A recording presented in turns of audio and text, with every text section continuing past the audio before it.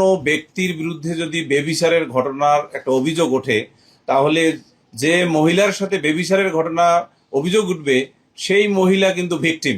সেই মহিলাকে কিন্তু স্বীকার করতে হবে যে হ্যাঁ, আমি বেবিচার মানে রেপড হওয়া, এক্সট্রা ম্যারিটাল লাইফে বা এক্সট্রা ম্যারিটাল যে ইন্টারকোর্স, সেটাকে বোঝানো হচ্ছে।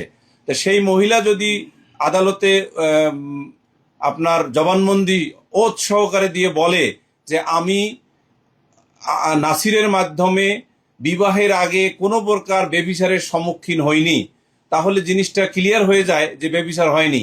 তার চেয়েও যে বড় ভয়াবহ যে সত্য, সেটি হলো যে রাকিব বাদী হয়ে নাসির তামিমার বিরুদ্ধে যখন মামলা করেছে, সেই মামলায় কিন্তু নালিশে উল্লেখ করেছে যে 14 ফেব্রুয়ারি 2021 তারিখে রাত 8 ঘটিকায় উত্তরার 5 নম্বর সেক্টরের 13 নম্বর বাড়িতে এই ঘটনার মানে সূত্রপাত বা এই ঘটনার সংঘটিত হওয়ার কাল বা সময় স্থান বোঝানো হয়েছে।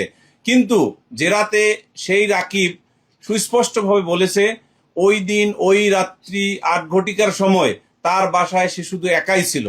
তার বাসায় যদি উনি একাই থাকে, নাসির তামিমা যদি ওই বাসায় প্রবেশ না করে কোনোদিন ওই দিন সহ, তাহলে বেবিচার হওয়ার কোনো আর রাস্তা নাই, এবং বেবিচারের যে অভিযোগ এটা 100% তখন মিথ্যা বলে প্রতীয়মান হয়।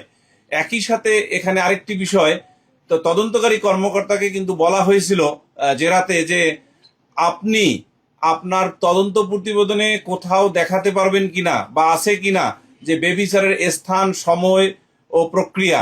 তখন তদন্তকারী কর্মকর্তা কিন্তু সুনির্দিষ্টভাবে উত্তর দিয়েছে যে আমার এই তদন্ত প্রতিবেদনে বেবিচারের স্থান, সময়, প্রক্রিয়া উল্লেখ নাই। তাহলে আপনারাই বলেন, একটি মানুষ যখন যে কোনো ধরনের ঘটনা ঘটায়, বিশেষ করে অপরাধের সংশ্লিষ্টতায় কোনো ঘটনা ঘটায়, সেই অপরাধের সংশ্লিষ্টতার ঘটনাটি কিন্তু কোনো না কোনো স্থানে ঘটতে হবে। যেমন সেটা হতে পারে বাংলাদেশের অথবা বাংলাদেশের সার্বভৌমত্ব যে জায়গায় আছে সেই জায়গায়, যেমন বাংলাদেশের কোনো জাহাজ যদি সমুদ্রে থাকে, সেখানে যদি অপরাধ ঘটে, সেটাও কিন্তু বাংলাদেশের অধীনে সার্বভৌমত্ব জায়গার অধীনে সংগঠিত অপরাধ বলে পরিগণিত হয়। তাহলে নাসির তামিমার সাথে এই যে বেবিচারের যে অভিযোগ আনা হলো, সেই বেবিচারের অভিযোগের যদি কোনো ঘটনাস্থান না থাকে, তাহলে এটা কল্পনাপ্রসূত এবং শুধুমাত্র মিডিয়া কাভারেজের জন্য একটি অভিযোগ বলে প্রতীয়মান হয়, বা যুক্তিতে সেভাবেই আসে যে ঘটনাস্থল ছাড়া কোনো ঘটনা সংঘটিত হতে পারে না।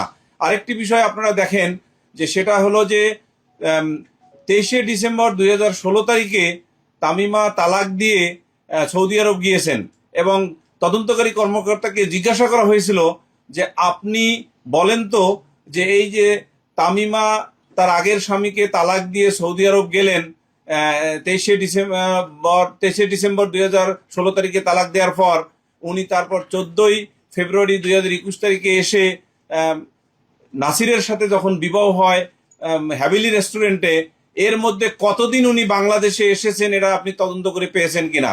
তদন্তকারী কর্মকর্তা বলেছেন যে আমি পাইনি। তাহলে কি দাঁড়ালো?